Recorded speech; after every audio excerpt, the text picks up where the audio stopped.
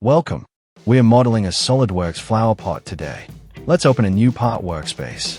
First, select the front plane and hit Sketch. Grab the line tool and draw our reference guide.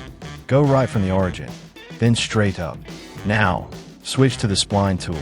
Click that top endpoint and sketch a smooth, curved outer wall right back down to the baseline.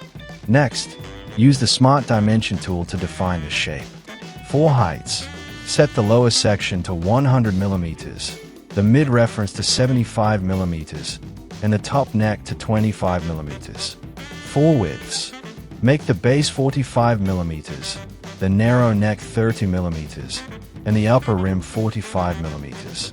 Finally, set the outer bulge to 80 millimeters and the widest top point to 65 millimeters.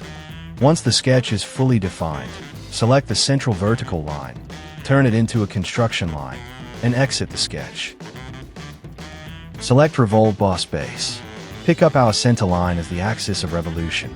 Click the green check mark. Click Fillet. Select the bottom edge.